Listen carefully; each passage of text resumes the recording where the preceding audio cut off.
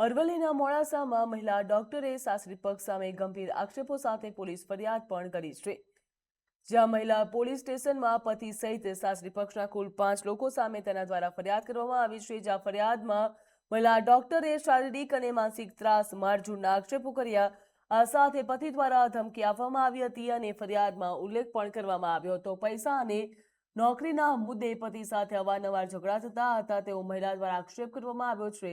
તેમજ સાસુ સસરા અને દિયર દેરાણી પતિને ચઢામણી કરતા હતા તેવો પણ ફરિયાદમાં ઉલ્લેખ કરવામાં આવ્યો। તો વસીમ મલિક સહિત 5 લોકો સામે કાયદેસરની કાર્યવાહી કરવાની માંગ સાથે ફરિયાદ નોંધવામાં આવી છે। જ્યાં ફરિયાદના આધારે મહિલા પોલીસે સમગ્ર મામલે તપાસ પણ હાથ ધરી છે।